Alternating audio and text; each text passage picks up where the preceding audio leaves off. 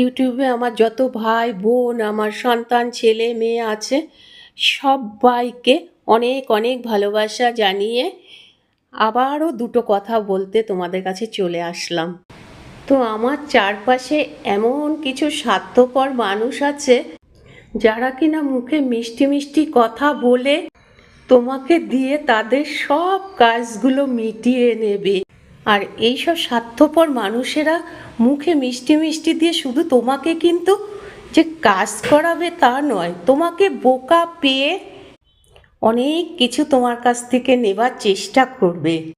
আর এই সব বোকা মানুষেরা কি চিরকালই বোকা থাকে? ওই সব স্বার্থপর মানুষের কাছে থাকতে থাকতে কিছুটা হলে পরেও তো বুঝতে পেরে সে সরে যায়। আর এই বোকা মানুষটা যখনই সরে যায় তখন তাকে কত কথা শুনতে হয়, বেঈমান, তার রক্তে বেঈমানি করা।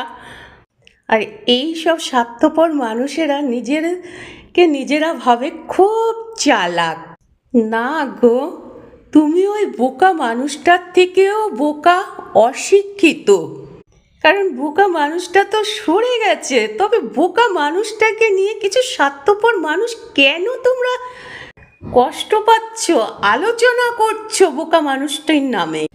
ওয়াইটিতে কাজ করতে এসেছি, কোনো নোংরামি করতেও আসিনি, নোংরা আলোচনা শুনতে আসিনি, শোনাতেও আসিনি। তাই বলছি, এমন কোনো বাজে কথা বলো না, কারণ তোমার কথায় তোমার বংশের পরিচয় পাওয়া যাবে, তুমি কি বংশের।